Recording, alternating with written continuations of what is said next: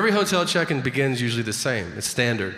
Hotels, the people at the desk, they go, last name? And this just happened to me. Last name? And I go, Segura. And the guy goes, whoa, are you Japanese? And I go, 100%, yeah. And he just goes, oh, we don't get a lot of Japanese people here. That's pretty cool. So I have to stop him and go, hey man, I'm not Japanese. And he goes, Segura. Segura! Sounds Japanese.